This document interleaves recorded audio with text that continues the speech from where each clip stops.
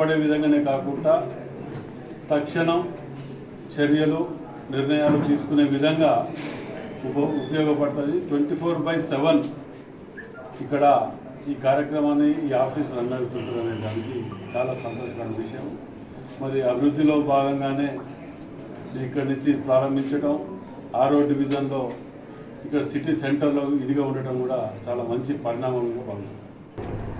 మహిళలకు రక్షణ కల్పించే విధంగా మహిళల పైన జరిగే అత్యాచారాలు అలాంటి వాటిలో లేదా అత్తమామలు భర్త వల్ల ఇబ్బంది పడ్డ అమ్మాయి నేరుగా సఖీ సెంటర్కి వచ్చి ఇక్కడ ఉన్న న్యాయ వ్యవస్థ, మెడికల్ వ్యవస్థ, పోలీస్ వ్యవస్థ అన్ని విధాల ఇక్కడ వారిని అండగా ఉంటూ వారిని 24/7 ఇక్కడ వారిని పర్యవేక్షణలో పెట్టుకొని ఒకవేళ ఏమన్నా పోక్సో కేసు అంటే మైనర్ గర్ల్స్ పైన ఎలాంటి అఘాత్యాలు జరిగినప్పుడు వారిని తక్షణమే సఖీ సెంటర్కు పంపడం జరుగుతుంది. కాబట్టి అంటే అమ్మాయికి రక్షణగా ఈ యొక్క సఖీ సెంటర్ అనేది చాలా గొప్ప విశేషం.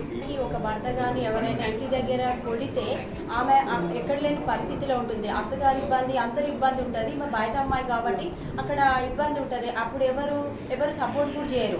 అప్పుడు మనకి అవేర్నెస్ అనేది మా ఐసీడీఎస్ నుంచి, సిడిపిఓస్, అంగన్వాడీ నుంచి కూడా అవేర్నెస్ ఇస్తున్నాము. అక్కడ అమ్మాయి 181, ఇంతకుముందు 181 అనేది స్టేట్లో ఉండేది.